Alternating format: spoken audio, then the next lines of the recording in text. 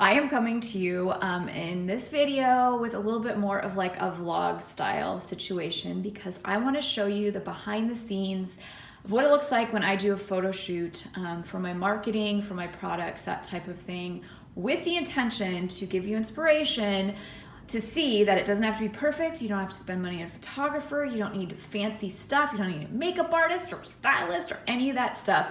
You just need a little creativity and the time to do it. So I'm in my studio. I am filming this way in advance. I don't know when I'm gonna post it, but I've been doing little photo shoots building up to our holiday stuff.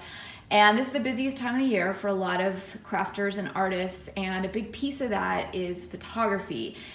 I don't hire photographers because I love taking photos so much.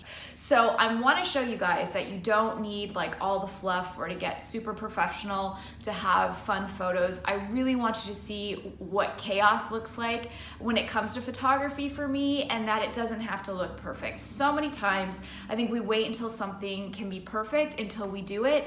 I'm hoping this video shows you it doesn't have to be perfect. So what I do is I do my makeup that day. I don't do my makeup every day, but I do it like a little heavier makeup for like a photo shoot type of thing. And I fix my hair. I've got my hair pinned up right now so I can take it down for the photo. I wear something I'm comfortable in, and right now my space is a crazy mess because I've been working really hard for months and months on Christmas stuff. So I want to capture that mess and really incorporate it into my photo shoot that I'll be using for marketing. So I'm going to show you what my setup is right now. Please don't judge, but this is what it looks like. All right, current state of my studio is a mess, but right now I've got my Canon 80D, which is my fancy camera that I film my classes on. I use it for a lot of these shoots, or I would use my phone, but I'm using it to film this for you guys. So, okay, this is what I have my camera stacked on right now. See that? Okay, if you don't have a tripod, this is what you can do. You start stacking stuff. The reason I'm not using my tripod is because it is set up over here for my product shoots. So I have it placed perfectly. I don't want to mess around with the placement, so I'm just getting creative with what I have.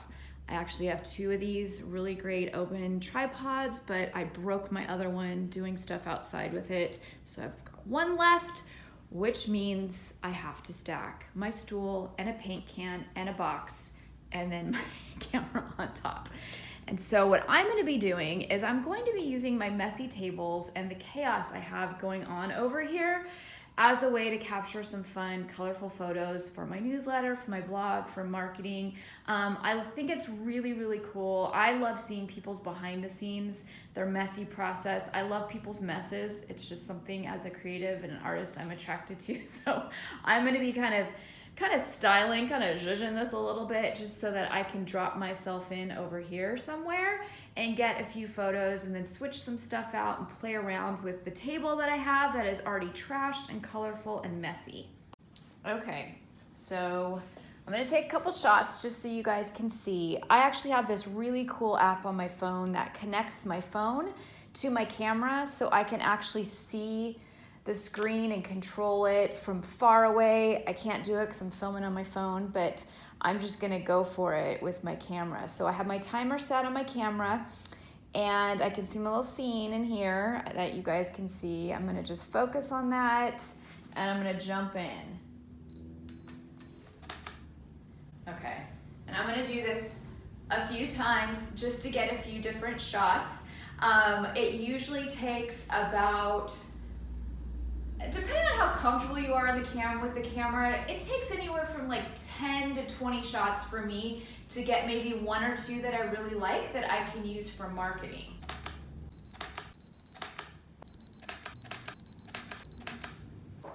Okay, so this process might look super cringy, maybe silly, whatever, but if you were to hire a photographer because you need headshots, that type of thing, you'd have to go through a million different poses.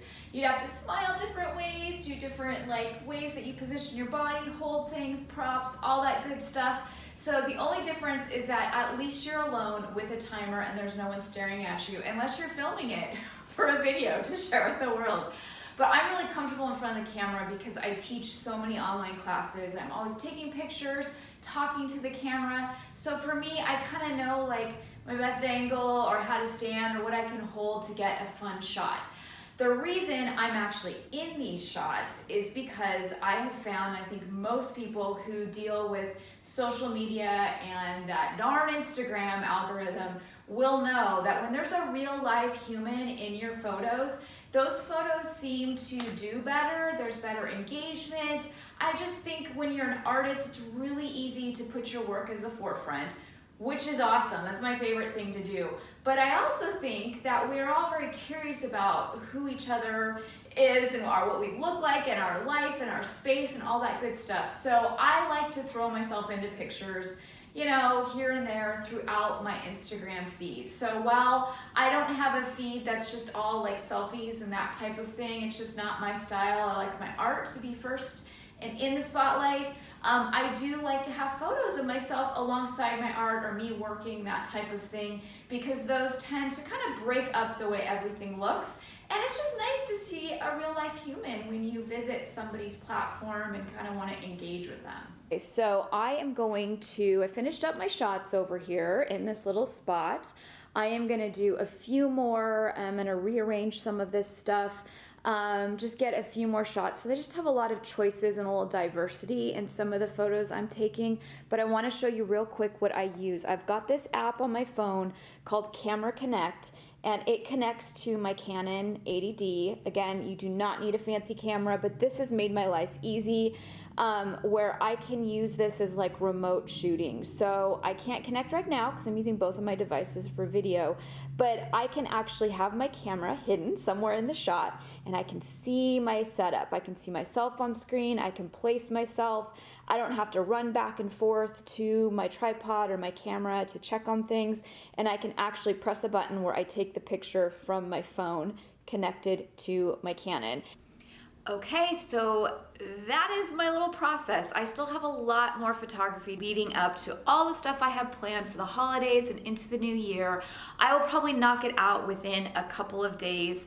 I have pottery to photograph tomorrow, and it's mostly product shots, but I'll probably incorporate myself into those shots here and there throughout some of those photos. But before I sign off, I just want to give you a few little short tips if I can keep myself from talking so much. Okay, so the first one is just be aware of your lighting. I'm actually sitting in front of a giant window in my studio. I love natural light.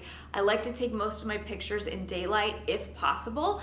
If not, I use my box lights, which is kind of like a little investment when it comes to photography and those products, so I can light my photographs. Okay, so something else that's handy is just choosing to wear and sit and do your hair or all the things. Do them in a way that you are comfortable with. Do not feel pressure to do what other people are doing. I like to tell people, if you are planning to put yourself in a photo, do all the things that make you feel comfortable so that you are kind of more at ease with the process.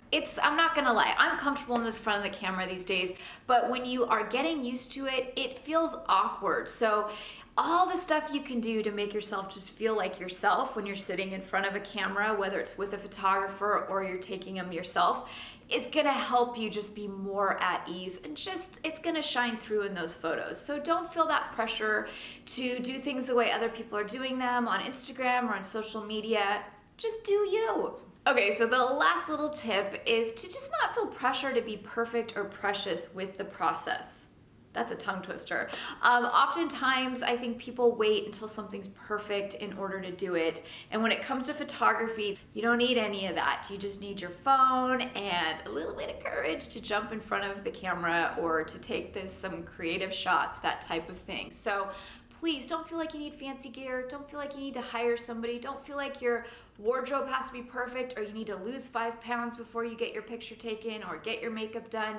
You don't need to do any of that. Just be yourself, embrace the process, and have fun playing around with ways that you can photograph your creative process, the beautiful things that you make, and maybe even once in a while throw yourself into those pictures. So I hope this little peek gives you guys a little bit of inspiration to maybe start taking some fun photos. Now you know what it looks like over here behind the scenes. It isn't perfect, but it certainly is a ton of creativity. So I'll continue to give you guys peeks. If you have something you want to see me show you behind the scenes, I will do my best to show you.